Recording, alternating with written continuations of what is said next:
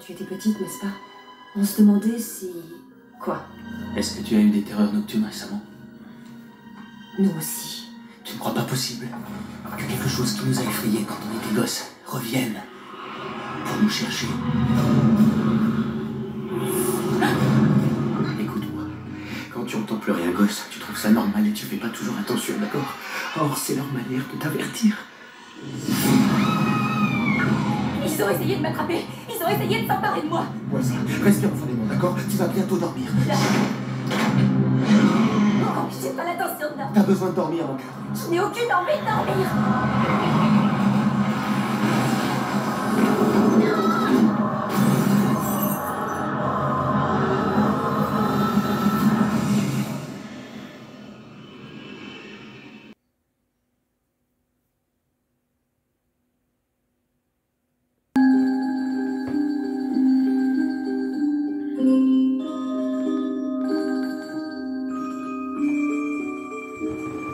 Ne vous est-il jamais, un soir, alors que vous êtes sur votre lit, en train de dormir, de voir des choses étranges qui apparaissent ou qui vous observent?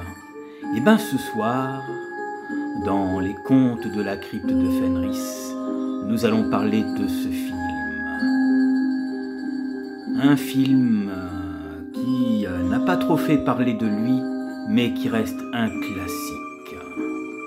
Alors, faites attention, le soir quand vous dormez, qu'il n'y ait pas quelqu'un ou quelque chose qui vous observe le soir.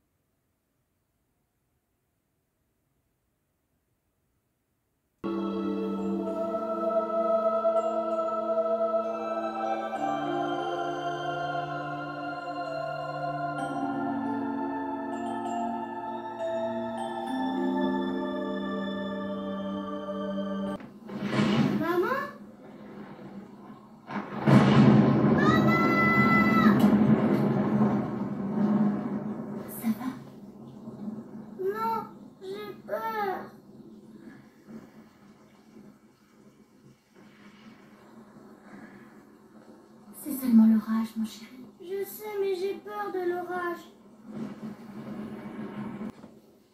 Ils viennent me chercher quand il fait nuit.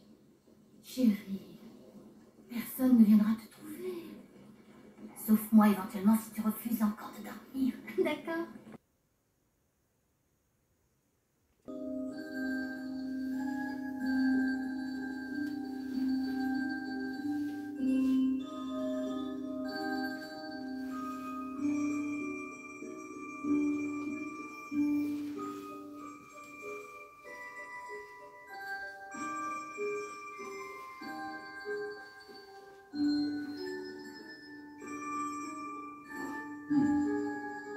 Ce soir, j'ai emprunté la tasse de Grips. Vous avez dû remarquer, non?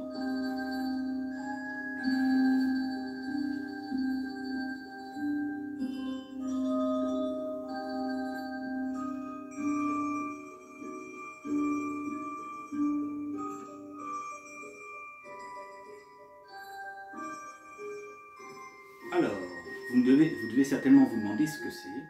Il s'agit du bois de Santos.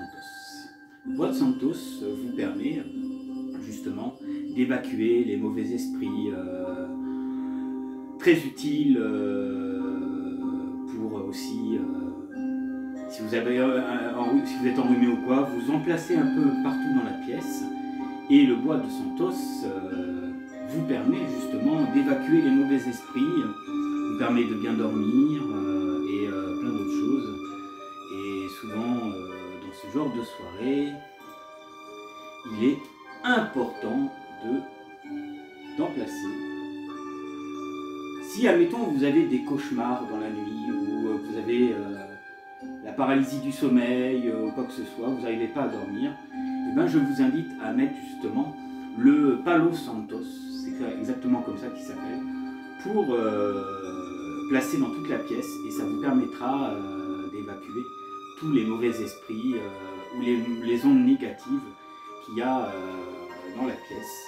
Et c'est très utile, hein, car c'est aussi, voilà, c'est aussi un bois traditionnel usé pour purifier l'air et surtout pour évacuer les mauvaises énergies et les esprits traînant dans les espaces. Il est aussi couramment utilisé pour soulager les rhumes, le stress, l'asthme et les maux de tête, l'anxiété, j'ai du mal avec ce mot, mes amis, et les baisers de morale, les inflammations, etc. Donc c'est un bois qui est très très utile justement quand vous avez justement des petits soucis de sommeil comme ça. Et oui, et oui. Donc, si vous avez justement un peu de mal à dormir, vous faites souvent des cauchemars, ou que vous avez la paralysie du sommeil, hein, j'ai fait une émission il y a pas longtemps sur ça, j'ai vu qu'elle n'a pas fait beaucoup de vues, mais parce qu'on parle beaucoup, mais c'est vrai qu'il faut parler beaucoup parce que vous en apprenez beaucoup, sur ça, comment les combattre, et dans la description même, je vous ai donné 5 façons d'agir pour justement combattre ces mauvaises nuits que vous passez. Voilà. Ce soir, nous allons parler d'un film justement qui se rapproche un peu de ce qu'on peut voir souvent le soir quand on dort. Et des fois, il est difficile hein, de percevoir certaines choses, à part nos enfants qui voient des choses que nous ne voyons pas nous exactement. Et justement,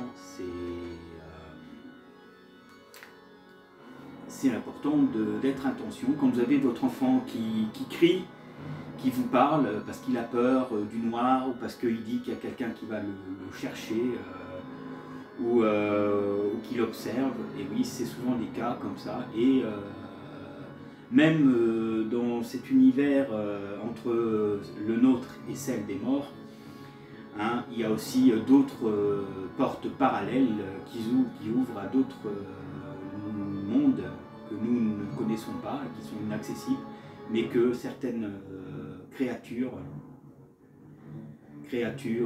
démoniaques, esprits malveillants peuvent emprunter si vous leur ouvrez la porte. Tout dépend du geste que vous faites. Et ça, dans ce film un peu, c'est ce qui se passe. On a ce jeune garçon qui est effrayé, car il est persuadé qu'il y a quelque chose la nuit qui le poursuit. Hein. Comme on vous parlait de poupées hantées, de poupées habitées par des esprits qui n'ont pas trouvé le repos et qui ont servi de rituel, sinon pour essayer peut-être d'apaiser l'esprit ou de le prisonnier si c'était quelqu'un de mauvais. Hein, comme vous avez vu, hein, regardez cette peluche là qui était connue dans les années 2000 et fin 90. Hein, si ça se trouve, il pourrait être habité par quelque chose s'il a subi un rituel ou quoi que ce soit. Voilà. Et j'ai voulu le mettre ce soir, car ce soir c'était un peu le concept de l'histoire. Et j'ai prévu aussi de vous faire un truc sur les poupées hantées. Vous avez eu Annabelle, mais là vous en parlez de poupées hantées aussi, qui existent, qui sont effrayantes, où des phénomènes paranormaux se sont passés justement dans leur vie, et des gens qui cherchent un peu des trésors et qui souvent tombent sur des étranges poupées vieilles de plusieurs siècles qui pourraient avoir des entités dedans, un peu comme Annabelle. Sauf que dans cette soirée spéciale poupée que je vous ferai certainement, que je vous parlerai plus en détail des poupées étranges qu'il y a et qui existent. D'ailleurs, en parlant de ça, on avait parlé de la poupée Leta. Gripsou vous avait montré une photo de Leta, mais en fait, il s'agit pas de la bonne photo. Il s'est trompé, car quand j'ai poursuivi mes recherches, en fait, j'ai trouvé la vraie photo de Leta. Et je vous montrerai donc sa photo tout à l'heure. Et c'est vrai que cette poupée, quand on la voit physiquement, elle fait peur, elle a quelque chose d'étrange, de bizarre. Ce que je ferai, c'est que je vous montrerai cette photo avant de vous montrer un prochain extra du film dont ce soir nous allons parler, qui a été produit par Wes Craven à l'époque. Voilà. Il n'est pas si vieux que ça. Hein. Et moi, je dois dire que j'ai plaisir à revoir souvent des films comme ça. C'est vrai qu'ils ne sont pas trop parlés. On pourrait les clarifier comme des séries M6 ou trucs, plein d'autres trucs. Mais ça reste quand même intéressant. Voilà.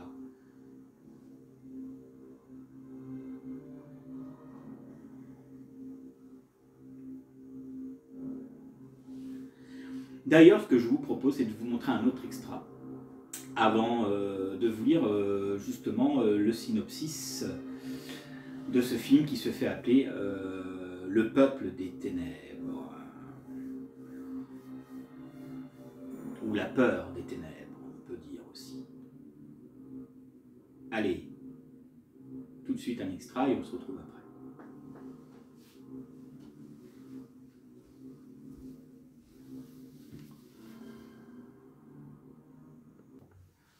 Donc voici la vraie poupée Leta qui fait peur et qui aurait peut-être un esprit d'un enfant qui s'est noyé dans les années 1970 lors d'une tempête, et il y aurait un esprit à l'intérieur. Et à plusieurs reprises, on a énoncé que cette poupée avait bougé les yeux et avait fait pas mal de choses. Et dans la soirée poupée dont je vous parlerai, il y aura cette petite histoire, justement, pour que vous en appreniez un peu plus sur cette histoire de cette poupée et bien d'autres qui suivront dans la soirée. Si le programme vous intéresse, ça change un peu des films d'horreur que je vous présente. Même si ce soir je vous parle d'un film, il est quand même important de vous parler de ça, je veux dire. Voilà. Allez, tout de suite, la suite de l'extrait.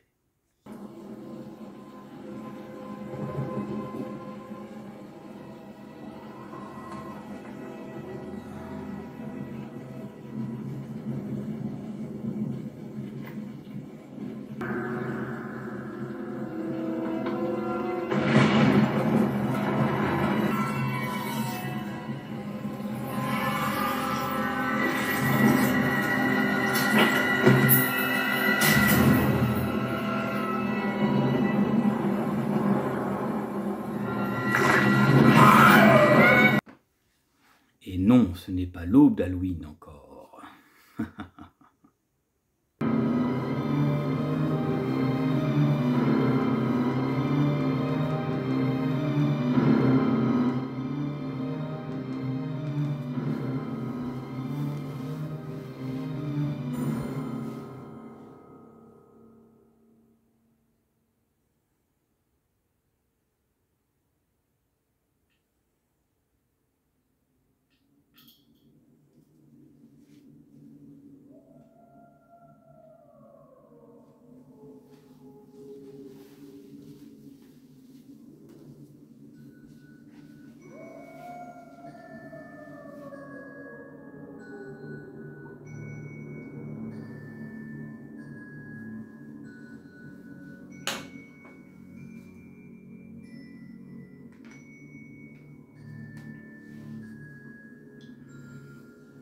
Alors, je ne vous cache pas que dans ce film, il est possible que vous sursautez, car les choses sont tellement bien faites et bien filmées, que vous pouvez sursauter à tout moment.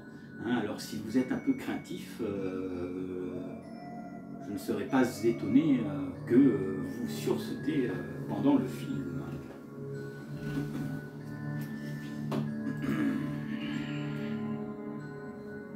Le peuple des ténèbres, et le titre en anglais se fait appeler Tree. un film américain réalisé à l'époque par Robert Hammond, sorti en 2022. Le synopsis. Étudiant en psychologie sur le point de soutenir la thèse Julia, l'homme passe une soirée câline avec son fiancé, Paul Loomis. Loomis, tiens, ça me rappelle quelque chose, Loomis. Billy Loomis, vous savez, dans Scream. Sauf que là, ce n'est pas le même personnage. Loomis, qu'elle reçoit un coup de téléphone de son ami d'enfance Billy. Le jeune homme lui demande de venir le rejoindre dans un café. Une fois sur place, Julia le trouve dans un état fatigué et de panique extrême. Billy lui explique qu'il ne dort plus car il est persuadé que les créatures qui peuplaient ses cauchemars d'enfance existent réellement et le hantent.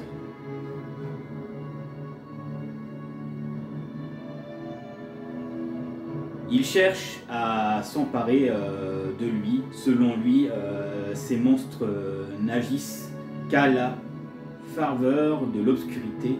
À bout de nerfs, il finit par se tirer une balle dans la tête sous les yeux horrifiés de Julia.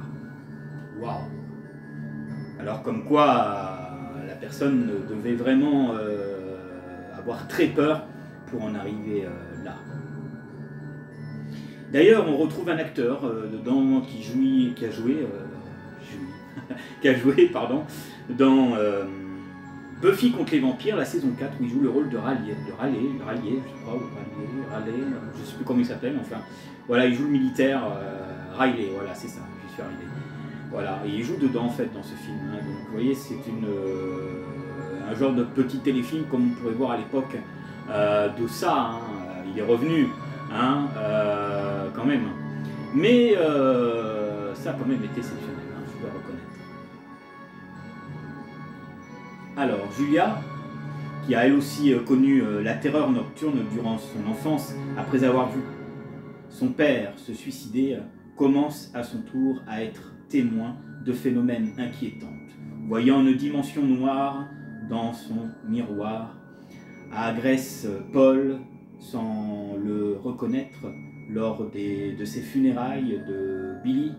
Julia rencontre deux amis que Billy côtoyait, Terry et Alba, et Sam Busbid, qui soupçonnent eux aussi que sa mort est liée à ses terreurs nocturnes, à ses cauchemars. Alors que Julia conduit de nuit, une créature inconnue saute sur le pare-brise, alors que la voiture s'arrête soudainement. Alors qu'elle tente de trouver la panne, elle remarque une créature mystérieuse dans le lac voisin. Nerveuse, elle parvient à régler le problème de sa voiture, mais elle est surprise par une vision de Billy et trébuche sur la route pour se faire presque heurter par un camion qui arrive en sens inverse. Julia va chez Paul pour se réconforter et le découvre ivre avec ses amis, Tori et Darren. Elle parle alors chez Terry et Sam.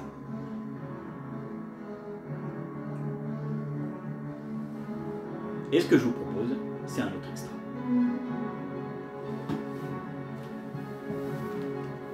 Avant de vous donner la suite.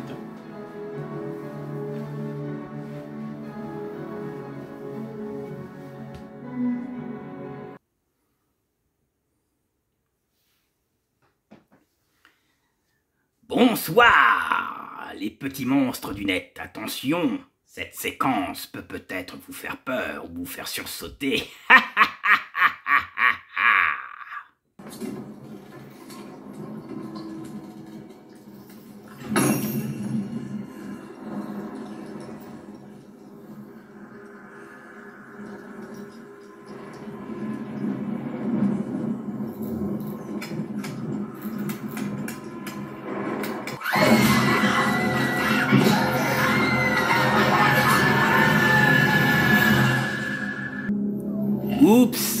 il a dû le sentir.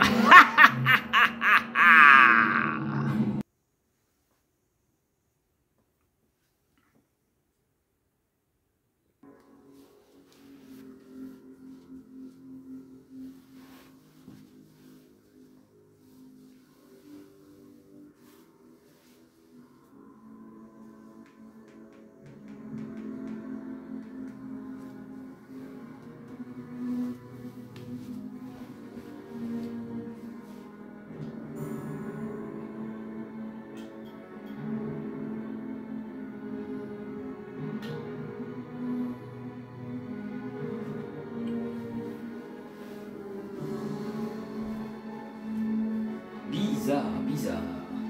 Il y a comme des problèmes avec notre projecteur. On dirait qu'elle hésite à s'allumer. Il y a peut-être quelque chose. Hein. Peut-être que le bois de Santos que j'ai n'a pas suffi. Allez savoir.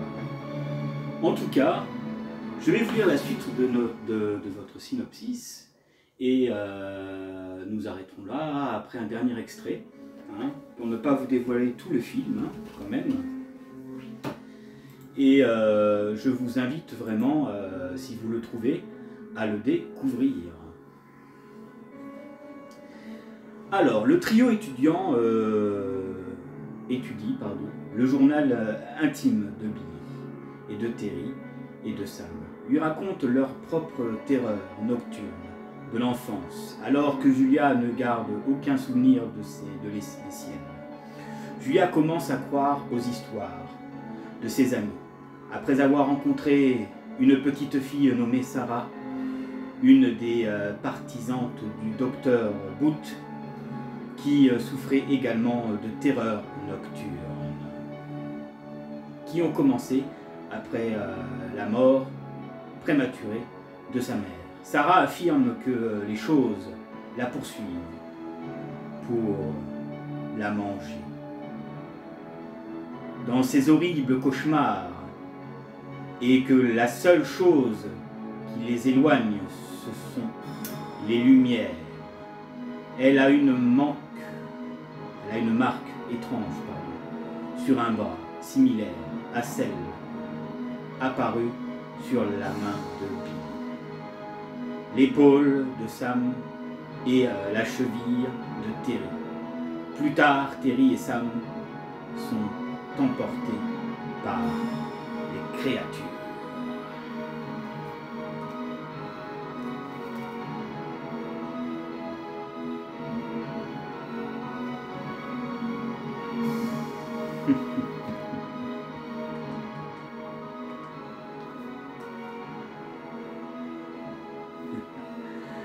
Ah, je suis dans mon délire ce soir. Mais ça me fait plaisir de faire cette vidéo pour vous les amis. Voilà. Alors, la suite. Julia commence à douter de ses perceptions du monde qui l'entoure. Il s'avère que sa maladie mentale est causée par les créatures que seule peut voir. Elle découvre la marque laissée par l'une des créatures sur son front et panique. Elle se réfugie chez Paul, mais celui-ci, désormais convaincu que Julia est folle, droguée, sa boisson avec somnifère. Lorsque Paul cherche à appeler le docteur Boots, elle se rend compte qu'il l'a droguée et s'échappe de son appartement et court jusqu'à la station de métro pour vomir le somnifère sur les rails. Piégée par la fermeture des portes de la station, elle prend le dernier métro pour entrer chez elle, remarquant qu'elle est la seule passagère. La rame s'arrête brusquement lorsqu'elle descend tout. Les ampoules explosent dans le tunnel et la rame redémarre. Les créatures s'en prennent à Julia dans l'obscurité du tunnel, mais elle parvient à s'échapper. Elle est finalement découverte par un groupe d'ingénieurs qui tentent de l'aider, mais Julia les attaque violemment, convaincue qu'ils ne sont pas humains. Julia est hospitalisée dans un établissement en psychiatrie par le docteur Boots. Et Paul, où elle les attaquait une fois de plus, et transporte dans la dimension noire qu'elle avait vue auparavant, mais cette fois à l'intérieur d'un placard. Elle appelle à l'aide, mais le docteur Boots et un infirmier sont incapables de voir le docteur Boots. Referme la porte du placard et les créatures se jettent sur Julia. Et je ne vous en dirai pas plus pour la suite du synopsis, même si je vous en ai lu un petit paquet.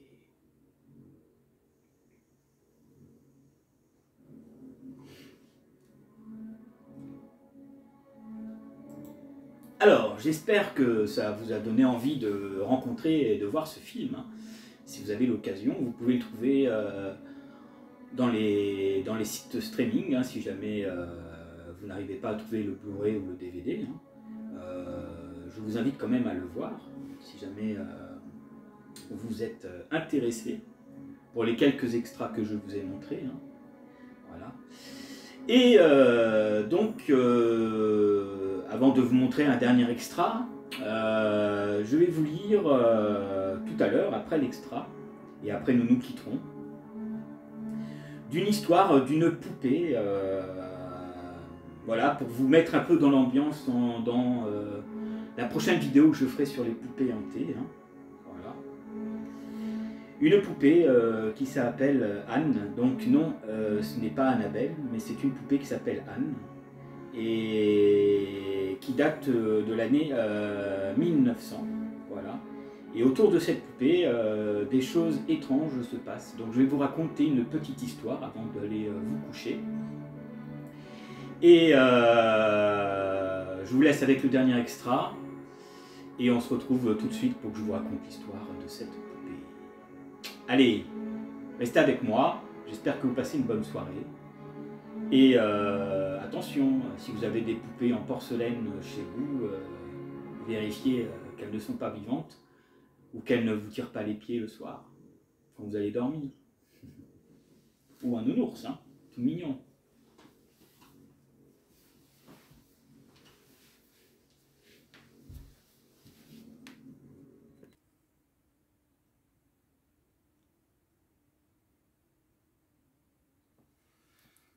Donc voici une photo de la poupée Anne de l'année 1900.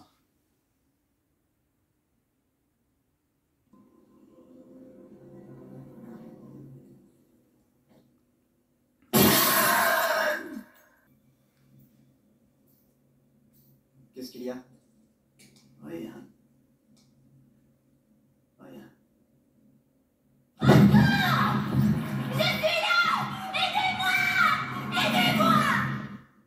J'appelle ça.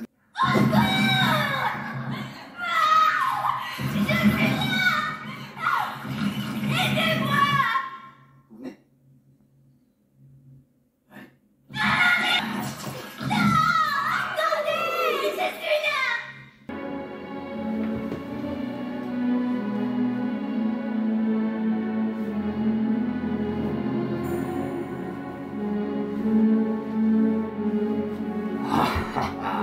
Je suis sûr que vous avez envie de savoir ce qui lui arrive, n'est-ce pas? Eh bien, pour ça, il faudra découvrir le film. J'espère que vous passez une bonne soirée avec notre ami Fenris. Maintenant, nous allons passer à cette histoire de poupée. Et je vous invite à suivre et à être attentif dans ce dont Fenris va vous dire. Allez! Passez une bonne fin de soirée avec Fenris et dans les contes de la crypte de Fenris.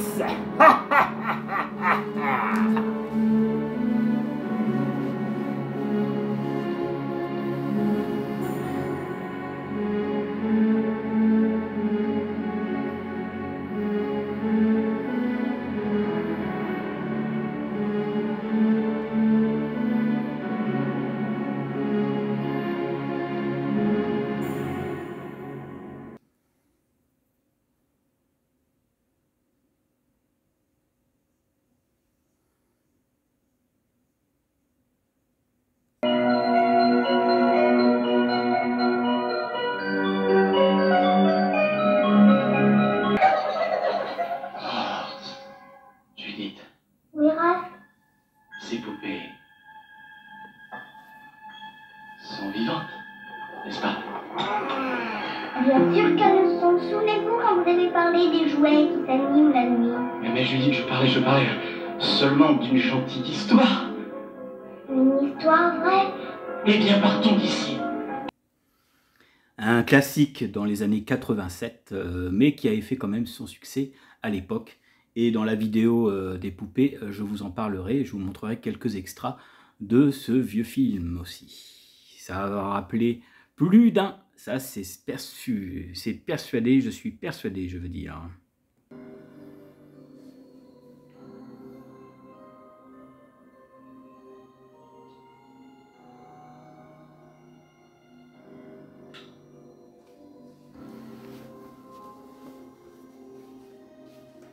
Alors que le jour se lève, mes amis, nous allons clore cette vidéo sur la petite histoire que je vous parlais de cette poupée Anne.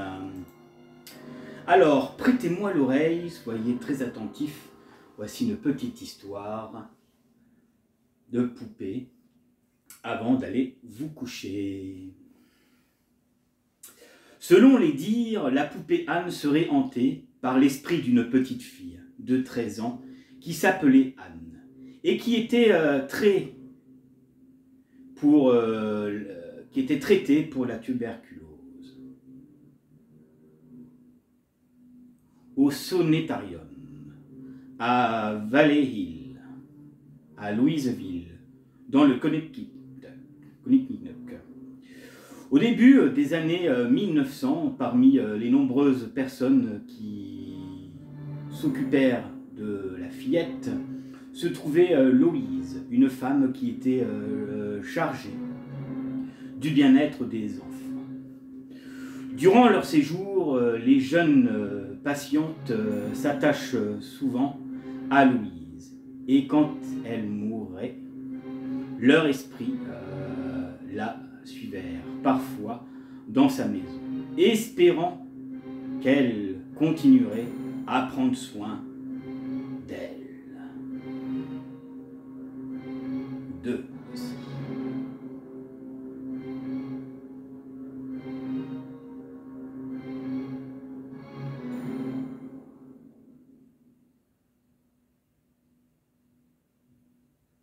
Et à prendre soin d'elle comme elle l'avait toujours fait.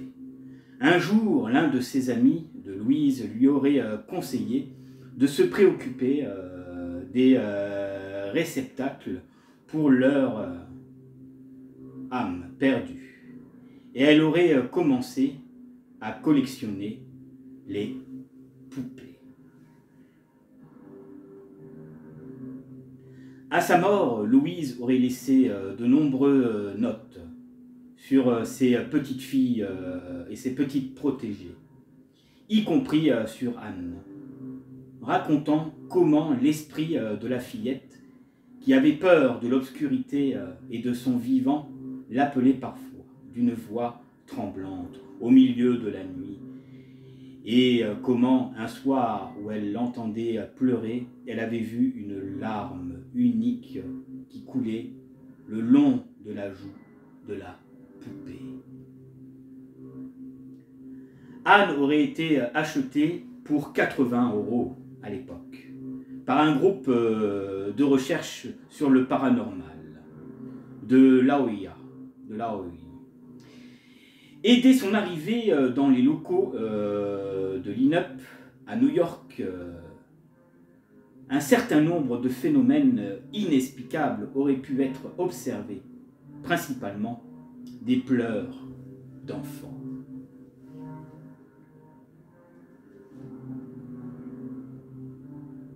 Un jour, des membres du groupe avaient placé un capteur de fréquence électromagnétique près de la poupée pendant qu'elle travaillait.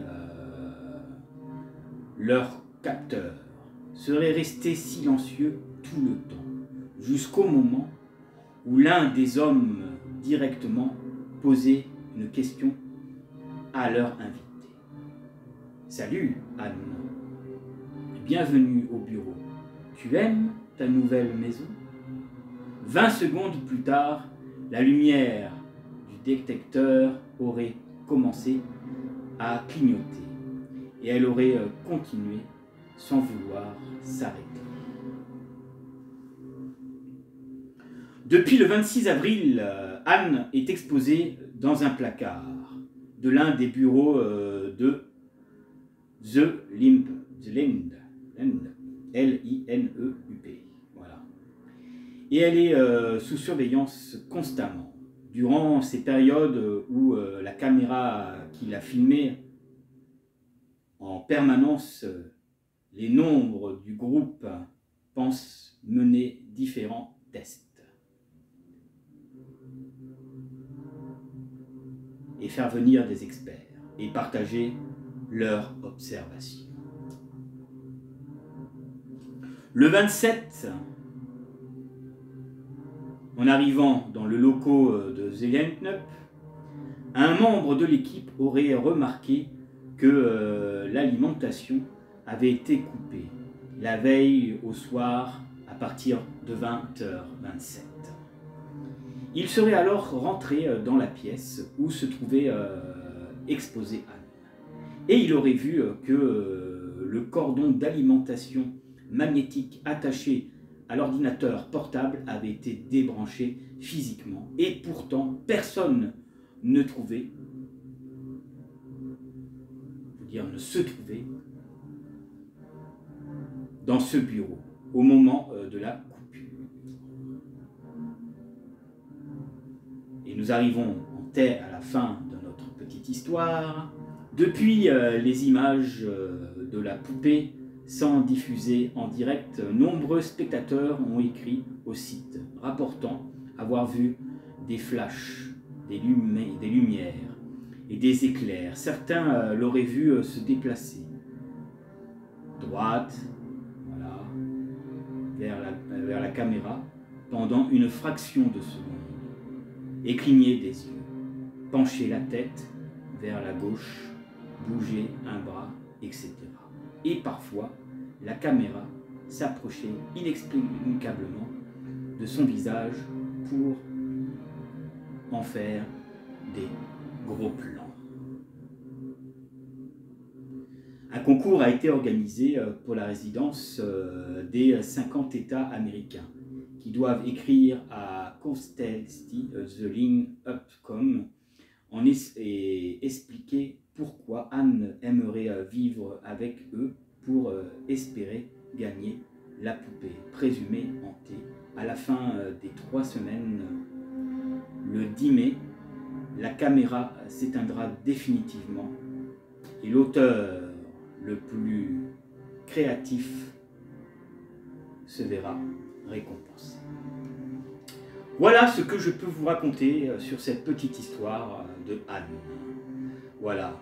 J'espère que ça vous aura donné envie de connaître les autres histoires de poupées hantées. Hein. Nous parlerons en partie des poupées hantées qu'il y avait dans la vidéo d'Annabelle. Hein. Mais là, ça sera plus détaillé et je vous montrerai les photos de ces poupées. Voilà, c'est la fin de notre émission. J'espère que vous aurez passé une bonne fin de soirée. Je vous dis à la prochaine pour la prochaine.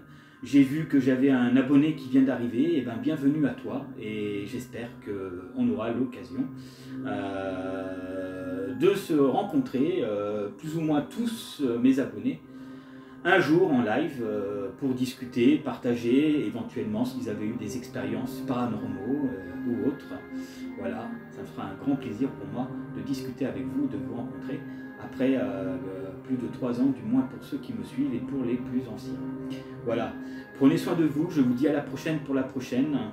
Et n'oubliez pas, ce spécial Sorcière de Salem qui est prévu pour le 25 octobre. Soyez nombreux, comme vous l'avez fait pour Annabelle. C'est toujours un plaisir d'avoir du monde, d'avoir des vues. Mettez des likes, laissez des commentaires. Et voilà, hein, pour faire bouger le petit moteur YouTube. Hein, tout dépend des commentaires, tout dépend des likes, des pouces que j'ai, des vues, qui permettra que ma chaîne perdure. Voilà, en tout cas, j'ai toujours plaisir, moi, à vous divertir avec mes histoires, à vous faire découvrir certaines choses. Voilà, je parle aussi bien pour les plus anciens comme pour les plus jeunes. Voilà. Il y a des chaînes que je regarde beaucoup, que je vous invite à regarder. La séance de minuit de Damien. Donc Damien, je te fais un petit coucou si jamais tu vois la vidéo par curiosité, hein, en espérant de se faire un live un jour. Bien sûr, la chaîne Toujours Plus Jeux, Toujours Plus Live et les jeux de Dark, bien sûr. Ça, c'est pour ceux qui aiment les jeux de figurines. Voilà. Et aussi la chaîne M Voptis, hein, aussi, qui fait quelques trucs sympathiques. Voilà. Et c'est flippant, hein, aussi, que j'aime bien regarder de temps en temps. Voilà. Allez, sur ces quelques mots, je vous laisse. Je vous dis à très bientôt sur Fenris TV et pour d'autres vidéos bien sympathiques. Prenez soin de vous. Salut!